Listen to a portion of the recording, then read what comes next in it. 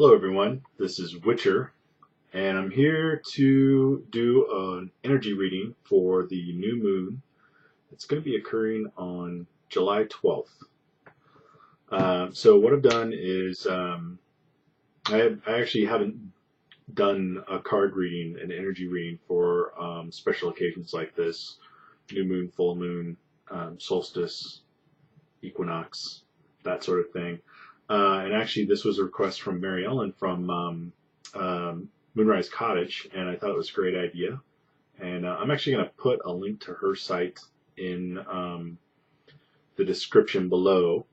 And I recommend, if you haven't gone to see any of her readings, then please do so. She is fantastic. She is super connected to spirit, and I love the deck that she uses to do her monthly readings for the different signs.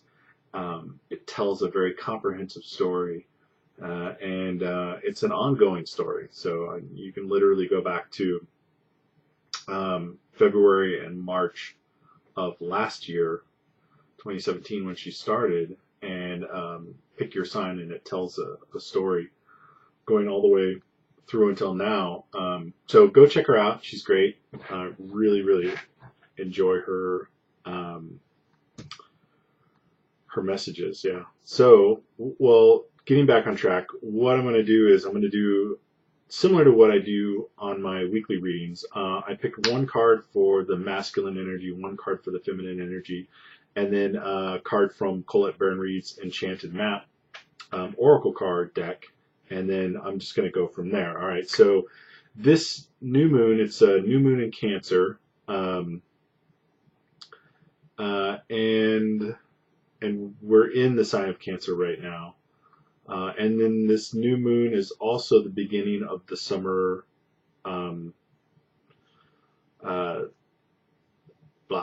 think of it, the summer eclipse season. Okay, so there's going to be a partial eclipse of the sun.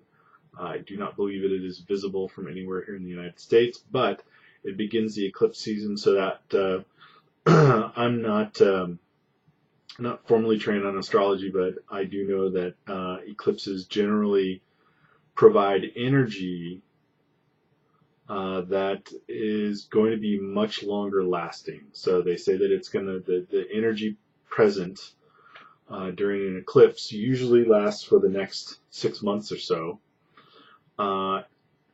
And because of that, what I've done is I'm drawing only from the major arcana cards, which in the tarot, the major arcana cards are energies that are much longer lasting, versus the minor arcana, which are sort of the energy du jour, the kind of the energy of the right now, and it's not as long lasting or have as powerful effect as the major arcana. Okay, so to get started, I pulled the cards already, and the card that I got for the feminine energy is the Death card. Okay, so the Death card, this is a card, well, it's actually the card for Scorpio, and it is the energy of transformation. In fact, some decks, that's what it is. In my Wizards Tarot by Corinne Kenner, that is the symbol that they use, transformation or transfiguration. And I like that a lot better because it's less ambiguous than the Death card. The Death card, yeah, it's transformation, because when something dies, that means that something new begins. But it doesn't necessarily mean like a physical death or a biological death or something like that. It just literally means that the ending of one thing, the beginning of something new, or even just the transformation of one thing into something else. All right. So this card is telling me that the feminine energies really need to allow for some change to be happening for the last half of the year, right? That things are changing.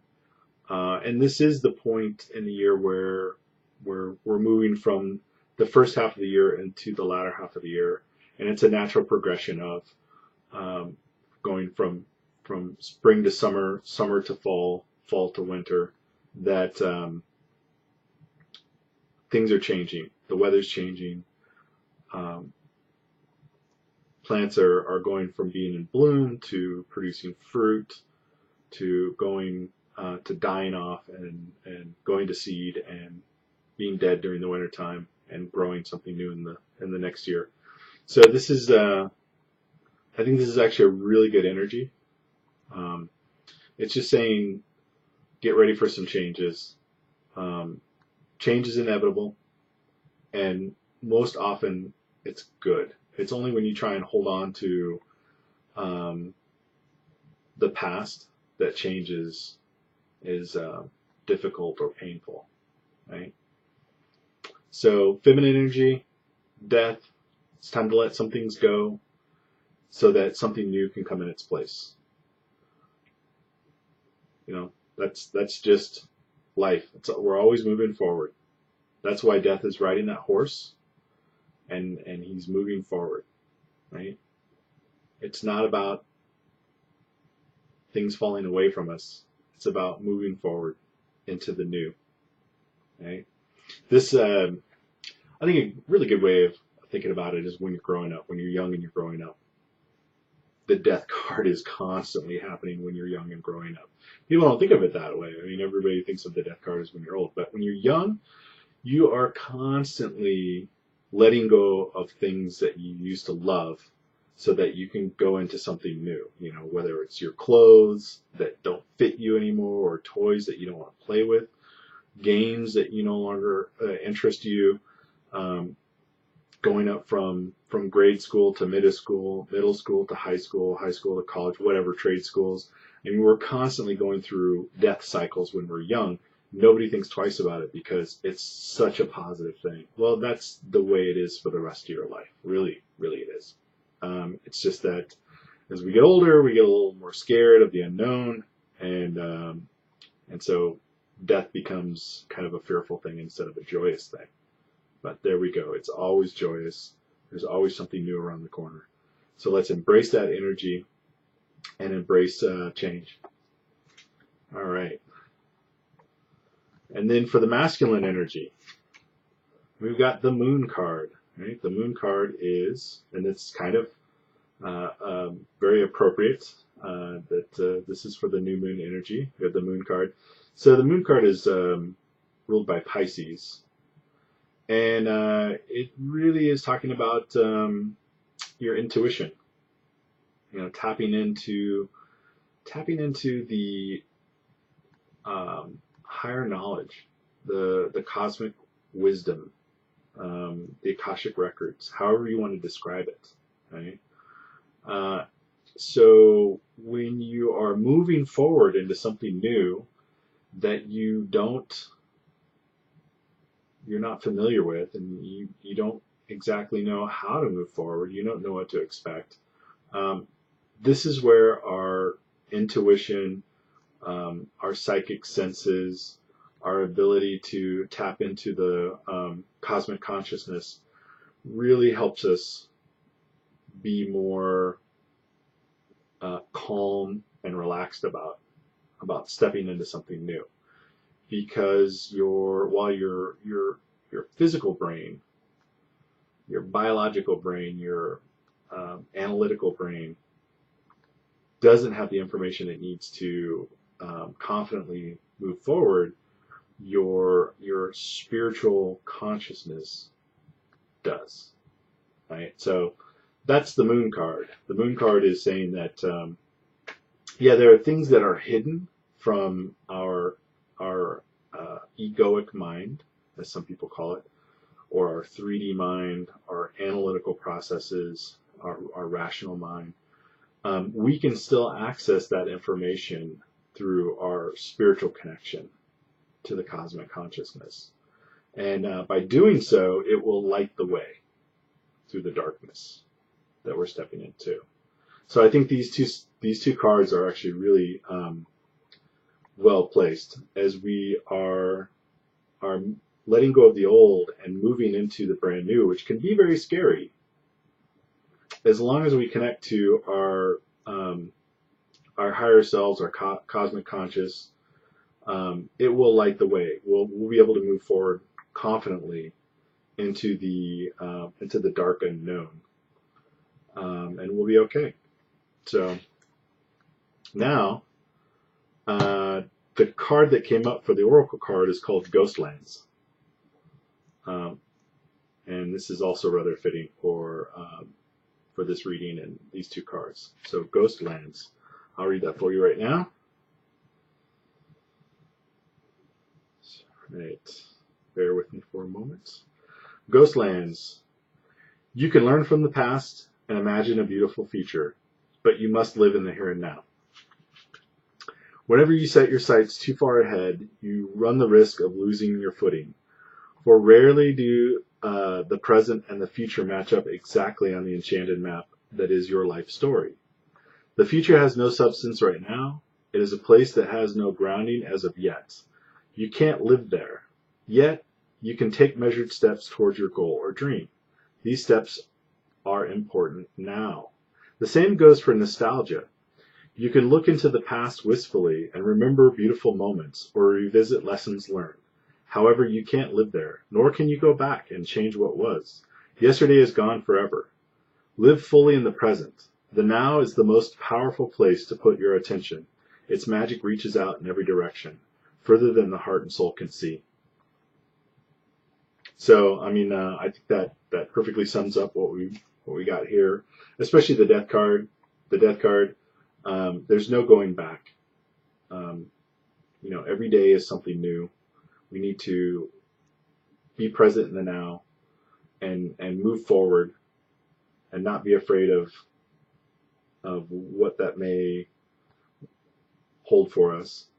And we can't we can't see into the future, but we can get connected to our spirit and know that that we'll be guided correctly towards the things that we can't know about in the future. And with that reassurance of that spiritual guidance, we can have the trust to be focused and fully present in the right now and know that things will unfold exactly as they need to, and we don't have to worry about how the future is going to present itself. We can just be fully focused on the right now. Fully focused on the right now and not looking backwards, moving forwards. So that's it. I hope this video finds you well. If you have any questions for me, comments or suggestions, please feel free to leave them in the comment section below. If you like this video, please give it a like. And I hope the new moon on the 12th finds you well. Get out and celebrate. Write your intentions. This is the time to be planting your seeds for the next 6 months. So really sit down in the next couple of evenings. Do a full assessment of what you're letting go of and what you're moving towards in your life. And write it down on a journal page or write it down on a piece of paper. Write those intentions down of what you want to do, where you want to be going, how you want to be transforming yourself.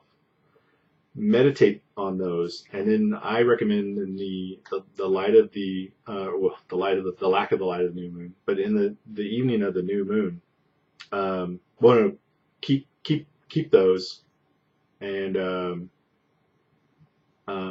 burn that piece of paper in the evening of the new moon, and set those intentions to work for you, and just keep intending that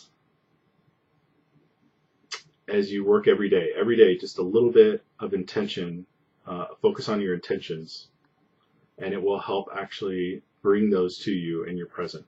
So it was once said that the most powerful thing you can do is every day, for a little bit every day, focus your attention on your intentions. It doesn't have to be all day long, but just a little bit every day. Focus your attention on your intentions, and they will begin to manifest. So I hope this finds you well. Take care, and I'll see you soon.